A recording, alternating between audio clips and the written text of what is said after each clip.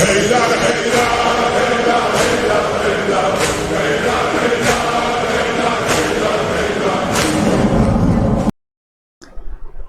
شاء اللہ لا حول ولا قوة الا باللہ العلی العظیم اعوذ باللہ من الشیطان اللعین الرجیم بسم اللہ الرحمن الرحیم الحمد للہ رب العالمین الصلاة والسلام علی اشرف الانبیاء والمرسلین وخاتم النبیین ابی القاسم محمد وعلی اہل بیتہ الطیبین الطاہرین المعصومین ولعنۃ اللہ علی اعدائہم اجمعین من الآن الی قیام یوم الدین اما بعد فقد قال اللہ تعالی سبحانہ فی کتابہ الکریم بسم اللہ الرحمن الرحیم اذا جاء نصر اللہ والفتح ورأیت الناس يدخلون فی دین اللہ افواجا فسبح بحمد ربک واستغفر انہ کان توابا صدق اللہ العلی العظیم۔ محترم ناظرین السلام علیکم ورحمۃ اللہ وبرکاتہ۔ ایک بار پھر آپ حضرات کی خدمت بابرکت میں سورہ نصر کی تفسیر لے کر حاضر ہوا ہوں۔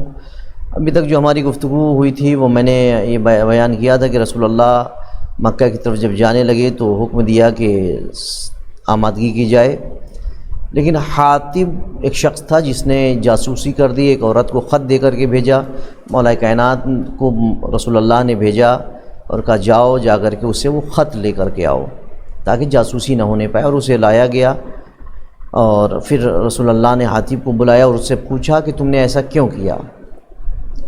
تو اس نے کہا یا رسول اللہ میں اللہ اور اس کے رسول پر ایمان رکھتا ہوں، میرے ایمان میں کوئی تبدیلی نہیں آئی، اصل بات یہ ہے کہ میرے اہل و عیال وہاں پر ہیں، میں نے ان کے لیے ایسا کیا ہے کہ وہاں کے لوگ میری وجہ سے ان سے اچھا سلوک کریں۔ رسول اللہ نے اسے معاف کر دیا۔ اب شروع کرتے ہیں روانگی مکہ۔ جناب ابن عباس سے روایت ہے کہ جب آپ مکے کی طرف روانہ ہوئے تو رمضان المبارک کی 10 تاریخ تھی اور آپ روزے سے تھے، دوسرے مسلمان بھی روزے سے تھے۔ مقام قدید پر جو کہ غصفان کے نزدیک تھا آپ نے روزہ افطار کیا، پھر آپ وہاں سے آگے بڑھے۔ آپ نے 10,000 کے لشکر کے ساتھ ایک جگہ پر قیام کیا۔ بنو سلیم بھی آپ کے لشکر میں شامل ہو گئے۔ قریش کو رسول اللہ کی آمد کی کوئی اطلاع نہ تھی، انہیں کچھ معلوم نہ تھا کہ کیا ہو رہا ہے اور کیا ہونے والا ہے، لیکن جب رات ہوئی تو ابو سفیان، حکیم بن حزام اور بدیل بن ورقہ اس رات مکے سے باہر نکلے کہ پتہ لگائیں کہیں رسول اللہ ان کی طرف آ تو نہیں رہے ہیں۔ حضرت عباس بن عبد المطلب اثناء راہ میں رسول اللہ سے کسی مقام پر مل گئے تھے۔ ادھر ابو سفیان، الحارث، عبداللہ بن امیہ بن مغیرہ نے بھی آپ سے ملنے کے لیے آپ کے پاس پہنچنے کی کوشش کی۔ جناب ام سلمہ نے عرض کیا یا رسول اللہ، آپ کا چچا زاد بھائی اور پھوپھی زاد بھائی اور خسر آپ سے ملنا چاہتے ہیں۔ آپ نے فرمایا مجھے ان کی ضرورت نہیں ہے، انہوں نے جو میرے ساتھ سلوک کیا وہ خود جانتے ہیں۔ اس وقت اس ابو سفیان کے ساتھ اس کا کمسن بیٹا بھی موجود تھا۔ اس نے کہا بخدا یا تو وہ مجھے اپنے پاس آنے دیں ورنہ میں اپنے بچے کو لے کر اس وسیع و عریض زمین میں غائب ہو جاتا ہوں، بھوک و پیاس سے اپنی جانوں کو ہلاک کر دیتا ہوں۔ جب رسول اللہ کو معلوم ہوا تو آپ نے اسے معاف کر دیا۔ اس نے اپنی معذرت اشعار کی صورت میں پیش کی۔ رسول اللہ نے اس کے سینے پر ہاتھ مارا اور فرمایا تو نے مجھے ہر جگہ ستایا اور میری بھرپور مخالفت کی۔ اب حضرت عباس اور ابو سفیان کی ملاقات۔ جناب ابن عباس کی روایت ہے کہ جب رسول اللہ ایک مقام پر پہنچے تو جناب عباس ابن عبد المطلب نے اپنے دل میں سوچا اب رسول اللہ مدینے سے چل چکے ہیں، اب قریش کی خیر نہیں، اگر آپ مکے میں بزور شمشیر داخل ہوئے تو قریش ہمیشہ کے لیے ہلاک ہو جائیں گے۔ جناب عباس رسول اللہ کی سواری پر سوار ہوئے اور کہا میں عراق جاتا ہوں، شاید یہاں مجھے کوئی لکڑہارا وغیرہ مل جائے اور میں اسے کہوں کہ وہ قریش سے ملے اور انہیں کہے کہ وہ فلاں مقام پر رسول اللہ سے ملیں۔ اور ان سے امان حاصل کر لیں۔ جناب عباس کہتے ہیں کہ میں اسی ارادے سے ادھر ادھر کسی کو تلاش کر رہا تھا کہ میں نے ابو سفیان بن حرب، حکیم بن حزام اور بدیل بن ورقہ کی آواز سنی۔ یہ لوگ رسول اللہ کی خبر لینے نکلے ہوئے تھے۔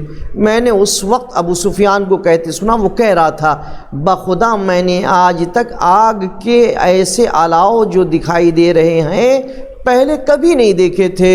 اب بدیل نے کہا یہ بنی خزاعہ کی اولاد ہیں، الاؤ ہیں جو لڑائی کے لیے روشن کیے گئے ہیں، چونکہ بنی خزاعہ کے لوگ اسی طریقے سے الاؤ جلاتے تھے اور الاؤ روشن کیا کرتے تھے۔ ابو سفیان نے کہا بنو خزاعہ تو بخیل لوگ ہیں، وہ اتنے چولہے کہاں جلا سکتے ہیں؟ جناب عباس کہتے ہیں میں نے ان کی آواز کو پہچان لیا تھا۔ اس وقت میں نے ان سے ابو حنظلہ کے نام کی آواز تھی۔ اس نے جواب میں کہا ابو الفضل ہو؟ میں نے کہا ہاں۔ ابو سفیان نے کہا خوب ہوا کہ ملاقات ہو گئی۔ اس نے کہا میرے ماں باپ تم پر قربان ہوں، نئی تازہ خبر ہے؟ میں نے کہا سامنے جو آگ جل رہی ہے یہ آگ رسول اللہ کی فرودگاہ کی آگ ہے، یہ ایک بہت بڑی فوج کے ساتھ اس نے تم پر چڑھائی کی ہے جس کی تم تاب نہیں لا سکتے، اس 10,000 مسلمان کے ساتھ ہیں۔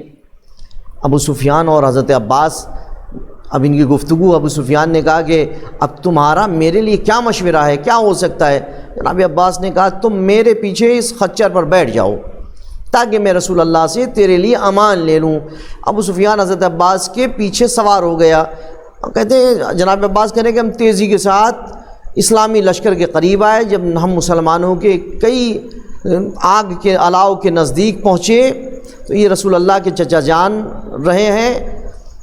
آخر کار ہم رسول اللہ تک پہنچ گئے اور میں نے رسول اللہ کو ابو سفیان کی سفارش کی، آخر آپ میری بات مان گئے۔ اس موقع پر ابو سفیان نے کلمہ اسلام پڑھا، یعنی محترم اس نے کلمہ اسلام کی معرفت سے اور اس کی محبت سے نہیں بلکہ ڈر کی وجہ سے پڑھا تھا، کہیں ایسا نہ ہو کہ ہم ختم کر دیے جائیں، ڈر اور خوف کی وجہ سے، اور وہ اپنی حرکت سے لیکن بعد میں بھی باز نہیں آیا۔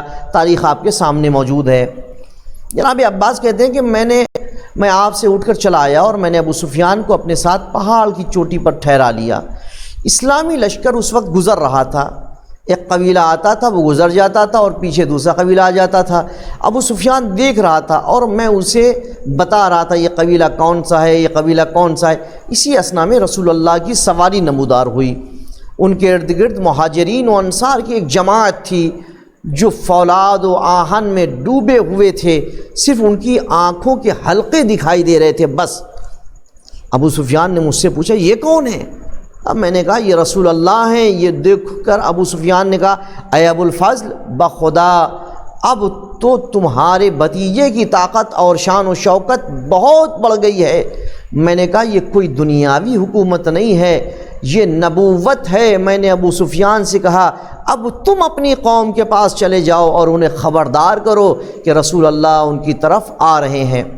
اور ابو سفیان تیزی کے ساتھ مکے پہنچا اور پہنچ کر اس نے مسجد میں چلا کر کہا اے قریش کے لوگوں آگاہ ہو جاؤ، محمد ایک بہت بڑے لشکر کے ساتھ تمہاری طرف آ رہے ہیں، تم میں تاب مقاومت نہیں ہے کہ اس کا مقابلہ کر سکو۔ قریش نے کہا اب کیا کرنا چاہیے؟ ابو سفیان نے کہا جو میرے گھر آ جائے گا وہ محفوظ رہے گا۔ قریش نے کہا تیرے گھر میں اتنے آدمی کیسے آ سکتے ہیں؟ اس نے کہا تو پھر جو مسجد میں آ جائے تو وہ بھی محفوظ ہے اور جو اپنے گھر کا دروازہ بند کر لے وہ بھی مامون ہے۔ عزیزان محترم، یہ ابو سفیان کا قصہ ہے، انشاءاللہ اس کی آگے اور گفتگو کل کروں گا۔ میں جب تک کے لیے آپ سے اجازت چاہتا ہوں۔ میں ابھی جو واقعہ آپ کے سامنے بیان کر رہا ہوں تفسیر نور الثقلین جلد نمبر 9 صفحہ نمبر 414 413 414 اس سے میں نے بیان کیا ہے 414 سے۔ جو بھی حساب کتاب دیکھنا چاہیں وہ اس کی طرف رجوع کر سکتے ہیں۔ انشاءاللہ اس کے آگے کل گفتگو بڑھاؤں گا۔ جب تک کے لیے آپ سے اجازت چاہتا ہوں۔ خدا حافظ۔ وآخر دعوانا ان الحمد للہ رب العالمین۔